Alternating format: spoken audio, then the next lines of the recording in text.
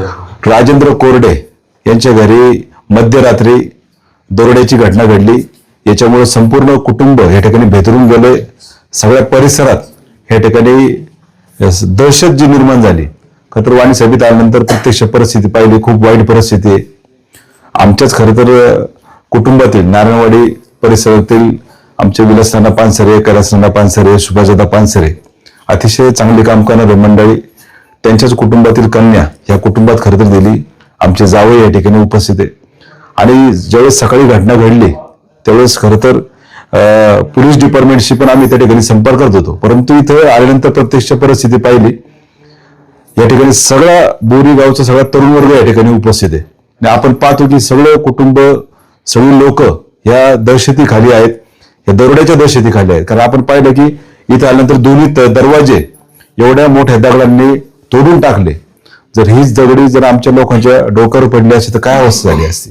आज घरात लहान लेकरं आहे, आमच्या सगळ्या महिला भगिनी आहे आणि आज सुमारे जवळ 15 ते 20 तोळ्यांचं ऐवज या ठिकाणी चोरट्यांनी त्या ठिकाणी लंपास केला, चोरून नेला।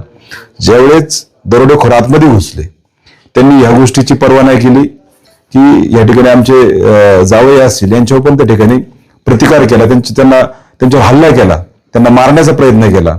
आणि खरं तर त्याच्यामुळे सगळं कुटुंब भेदरून गेलं। आज लहान लेकरं घरात होती, त्यांनी एकही अशी खोली अशी ठेवली नाही की तिथे त्यांनी ती उचकली नाही।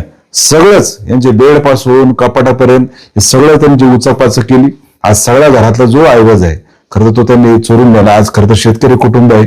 माझी या निमित्तानं पोलीस डिपार्टमेंटला या ठिकाणी विनंती राहील, जेवढं लवकरात लवकर तपास करून आरोपींना अटक करा आणि आमचे हा कुटुंबाचा जो ऐवज गेलाय तो परत त्यांना रिकव्हर मिळावा ही माझी खरोखर कळकळीची विनंती। कारण ज्यावेळेस आमची सामान्य माणसं एवढं सगळं या ठिकाणी कमवत असतात आणि असं जर कुठले तरी चुकीची लोक नराधम अशा पद्धतीने येऊन जर ते चोऱ्या माऱ्या करत असतील, बरं वाणी साहेब फक्त चोरी नाही, माझ्या दृष्टीने हा एक दरोडा आहे आणि हल्ला करून शिवाय त्यांना मारहाण करून खरं तर हा दरोडा केलेला आहे।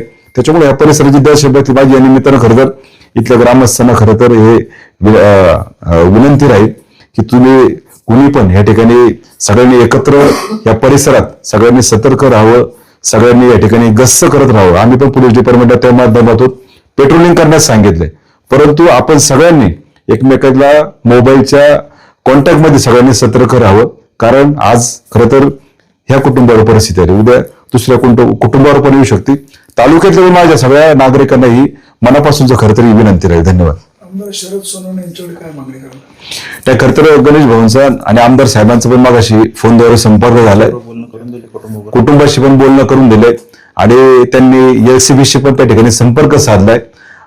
एलसीबीला सांगून लवकरात लवकर आणि पोलीस डिपार्टमेंटला सांगून लवकरात लवकर या सगळ्या गुन्ह्याचा तपास करायला सांगितलाय, लवकरात लवकर आरोपींना अटक करायला सांगितली, चोरट्यांमध्ये अटक करायला सांगितली आणि यांचा परत ऐवज कसा मिळेल या दृष्टीने खरं तर प्रयत्न चालू आहे। आमदार मोदी काय म्हणाले? आमदार साहेबांनी कुटुंबाला विश्वास दिलाय की दरोडेखोरांना लवकर अटक करू आणि तुमचं जे गेलेलं ऐवज आहे तुम्हाला मिळवून द्यायचा प्रयत्न करू। उद्या अधिवेशन चालू होते मला वाटतं, त्याच्यामुळे ते मुंबईला गेलेत, पण आल्यानंतर कुटुंबाची भेट घेतो असं त्यांनी फोनवरती त्यांना सांगितलं।